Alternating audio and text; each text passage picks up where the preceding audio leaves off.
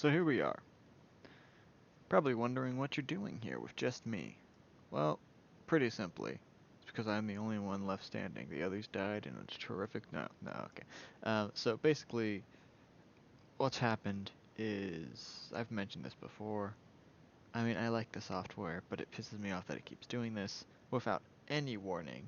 Like, there is absolutely no rhyme or reason to what caused it to do this. But basically, um, my recording software will randomly decide it doesn't want to record my audio. It'll reset to system default, which, despite the fact that system default is set for my headset, just doesn't record audio at all. Um, so I'm going to give a summary of what's happened in the past 2 sessions, I think. That being said, that could be a span of a couple of weeks, but so going back, in the last video, we had the big guy tank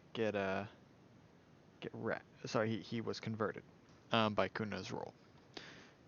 Since he was linked to Vitiate, though, Vitiate basically kind of executed the man. To which Talon then, I'm assuming this must have been homebrew because I don't really, or lore, RPing or whatnot. But basically, Alex gave me a 4 reds check, 4 reds and a purple check, to see if I could deconfibulate him with deconfibulate him with that's not even the right word, is it? Yeah, anyways, you get the point. Resurrect him with my shock glove, see if I could start his heart. And I succeeded. So the guy wakes up and he basically declares Talon his god. We get the information that we wanted out of him. Though unfortunately he was still just the help, so we didn't have much information, but he was able to tell us, what Vitiate's plan was, which I believe is, to find this eternal fleet, as we've heard several times before.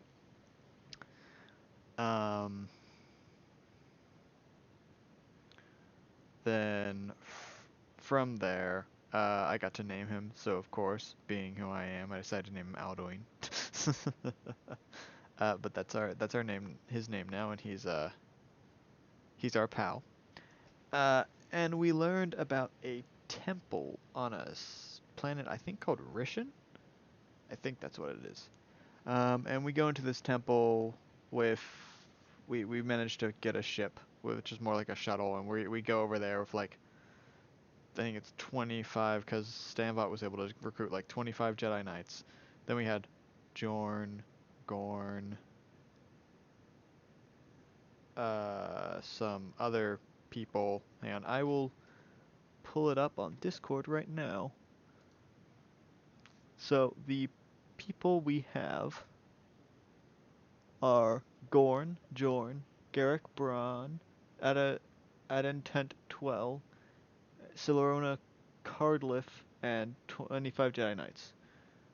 Gorn's a Jedi Master who is human. Jorn's a human Jedi Master. Garrick Braun is a human Jedi Consular. Adant 12 is a Twi'lek Jedi Guardian, and Clorona Cardiff is a Rhodian Jedi Sentinel.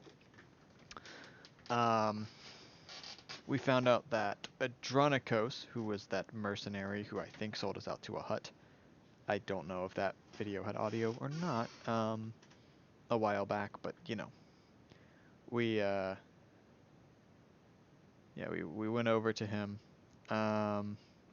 We wanted to find him, so we were going to check out this this Jedi temple that was on a planet that's been abandoned for a while. And then we were going to go to Tatooine to try and find him. We went to the temple, and during the ride over there, I decided to try investigating the holocron further, to which it basically told Talon to hide in a place. So Talon, being Talon, crawls onto the ceiling and goes invisible. From there, we kind of learned that, okay, this is going to be kind of confusing, but it's alternate dimension, future past. So it's like a different Talon that's the future version of this Talon was then in the past made this holocron or like embedded this information over this holocron. Um, and it basically told Talon some stuff, which to be honest I should remember, but I don't remember. So that's pretty great. Uh, I gave it to Stanbot. I think it gave me like location, some kind of location information. Um, I had Stanbot look at it as well. I think he got the same information, just I don't know if it was from Talon or from Future. I think it was from Future Talon as well. Um, we end up getting to the temple, and basically I'm skeptical of the whole thing, so I have everyone just kind of, stretch their muscles, do some calisthenics while they're outside, and I go, I sneak in and I go search around the temple. After I've searched around for a little bit, Kuna and Stanvot bring the whole group that we have with us in with them, and during that time period, a bunch of fog starts to fill the rooms. Uh, Talon climbs along the walls, so he's completely unaffected by this, but the others are within the fog, and basically these arms start reaching up. After like a brief panic of one person going missing, a couple more start to go missing, and in the end we end up losing 12 Jedi Knights to this fog stuff, and we basically rush to a room that I found, that Talon found, I mean, that had basically, for whatever reason, the fog wasn't going in there. So once we're in that room, Talon and Stanbot kind of an arguing fight. Even though I think Kuna was the one who actually brought everyone inside. Talon as a character is kind of pissed off because he said it looked clear, but he was going to look further.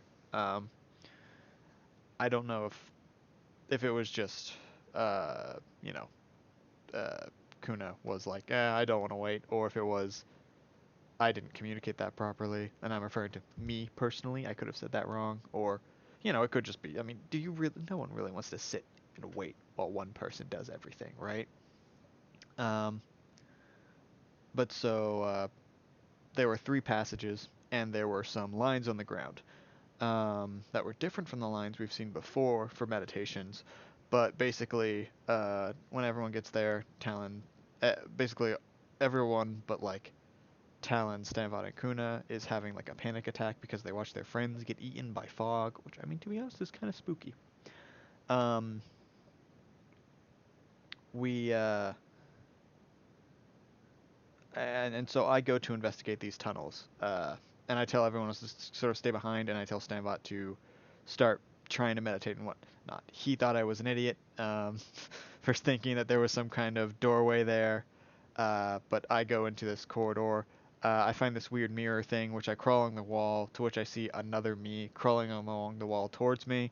And after kind of a brief communication with it, I find out that I kind of have to fight it, so I fight it. Um, and I got very lucky on my rolls, so I disarmed it on the first round. So it switched to the electro staff, and then it missed, uh, which is weird because you think it'd have a better chance to hit me with the electro staff, right? Given it's a better skill than my lightsaber. But he missed, and then with my second turn, I managed to do exactly the amount I needed to defeat him. I picked up this letter thing that I found, um, and basically it was alternate dimension future past Kuna talking to Kuna of our timeline, but of course I read it, right? Um, about how basically he created a self-fulfilling prophecy by coming to this temple in the past, to try and figure out what happened to the people in the temple, and then he ended up being one of the people who got fucked. Um, I go into another one. I come out, throw the letter at Kuna, and then go through another tunnel, to which I find a wraith thing. Which, after some debate, me and Alex determined that this wraith was a message from alternate dimension and future past Talon, and we determined, or well, it was supposed to, basically he was homebrewing some powers for us. I didn't get to know what Kuna's was, but basically mine was I could overcharge myself using this fog stuff. So even though the max is supposed to be 6, I could for one encounter. Sorry, I don't. I think it was like once per encounter is the current limit. Um, for like one round, I could overcharge myself to have 7 brawn. And I know there's technically ways to do it. Otherwise, bring up to 7 otherwise, but that's not what. We haven't reached any of that. So in theory, I could get up to 8 using this homebrewed thing. So I get this, and there's a shadow. There's like a shade wraith in there. A fog wraith thing. It looks a lot like if you ever played Destiny. These Alex described it as either one of those weird ghost things that you can see on the moon in Destiny 2, mixed with how the Taken Thrall look. If you don't know what I'm talking about, Google it. You should play the game. It's a good game. Very good game. Um, Great friends. Uh, but yeah, so we determined that future alternate timeline, future past talent totally would have tamed that thing. So, because it was there to teach me my powers, so I mean it made sense as well. So basically now I've got this wraith thing following around that I call Ghost. And when I came back, I found out that the thing that I told Stanbot was a door totally was a door, and he had gone down another lane to which he got his homebrewed powers, and I don't know what that one was. So we go down this elevator, and we find this sort of beautiful grove. It's got like this nice waterfall with a lake that has like some blue lights flowing over. It's very lush and whatnot inside. And we go into these different rooms that are in there, and in there we find some corpses, to which I collect the bones. We find a guy under a mattress who, through his notebook, we found that he was one of the people who wasn't able to escape, and that he could hear something big moving around. We found some more bodies. I found some bodies hugging each other inside of a crate, but these are like old, all bones, that sort of stuff. Um, we found an armory, which didn't really have very much in it. It was like all rusted. And then we came upon a room with a big long table. Inside of it was bodies that corresponded to each of the players. An old barbell skeleton with robotic legs, a whatever the hell Kuna is skeleton, and then a human skeleton, and then one more human skeleton with a black vest and brown robes. And this would have been a dimension where me and Stanvot had successfully completed order. Man, I don't even remember what we called it, but it was the operation to basically stop Anakin from going to the dark side. Um, Stop panicking, Anakin. um, but basically, we all died in there. And there's these glowing blue rods on it, right? And so I want one of these rods, so I decided to dig it out. While I'm digging this thing out, which takes quite a while, uh, a very big fog monster thingamadoohicker spawns and starts to attack us. I make a stealth roll to avoid it, so and I succeed, which basically results in Stanbot and Kuna running for their lives while I dig out this blue crystal, which they were calling me stupid for. And saying, "What are you doing? You're just gonna let us die?" Well, it's like, and I'm reasoning. It's like there's no way alternate dimension future past Talon would have put these things in here if they weren't gonna be effective. And lo and behold, I finally got one out, and I bonked the. By the way, Alex didn't really describe the thing properly. This thing was like a meter or so long, uh, like 3 foot wide pole. Which I thought it was like maybe spear sized, in terms of like width and length. But no, this thing was huge. Anyways, I bonked the fog monster and started to dissipate. So I kept bonking it until it was gone. Um, and while the others just kind of searched the rest of the area, now that we didn't have to worry about the fog monster, I just kind of kept bonking it every time it tried to regenerate from its tiny pile that it had left. Okay, let's see what else was there. We went back up. Um, I think there was some other information. I'll ask for it in the recap for the next video, and make sure my audio is actually working this time. But yeah, we went back up. We took everyone with us. I gathered all the bones. I took some lightsabers from the dead bodies. um, and we got back on the ship, and I think we headed for Tatooine. That's pretty much all the sum up. I was able to sum everything that happened in about 15 minutes. That's kind of surprising, given it was like 4 or 5 hours of footage. Well, oh well, you know, that's that. That that took a whole lot less time than I thought it would. So toodaloo, I suppose.